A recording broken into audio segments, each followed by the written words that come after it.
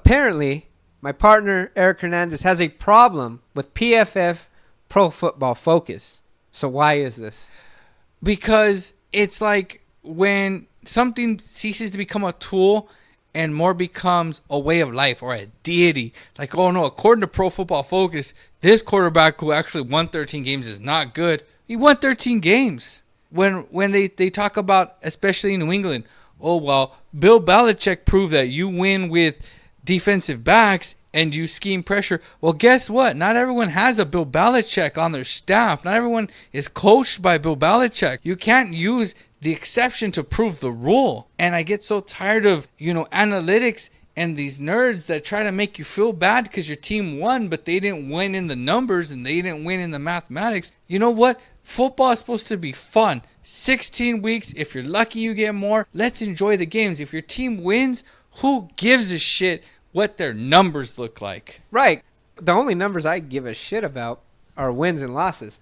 Dubs and L's. Yeah. It's like Shannon Sharp says, what'd you get? One of them hot dubs? Yeah. That's all that matters, Yeah. right? I mean, in the end, this is whatever PFF says is okay.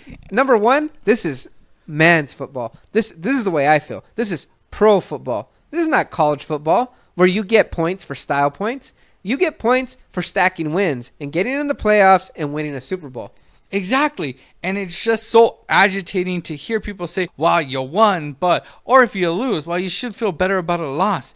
If you're an established team and you're losing, you shouldn't feel great. If you're a team like Dallas and you lose, but your PFF numbers look good, does it make you feel any better? Not any better, because that's not getting me any closer to a playoff berth. Exactly. And what agitates me is the hypocrisy of the Pro Football Focus, because on the offensive side of the ball, they like to talk about how the running game is obsolete. You shouldn't draft running backs. Guess who drafted a running back in the first round last year? Oh, yeah, the New England Patriots. Right. Sony Michel. Right. Guess when they started winning? When they started running the ball. When, Gronk became less of a passer and more of a blocker. Exactly. So I think that for me, what grinds my gears, what gets me agitated is when football is no longer fun.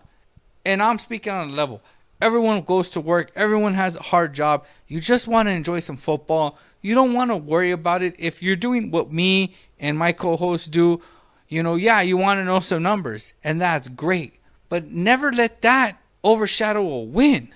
That's the number that matters most. Let me tell you something.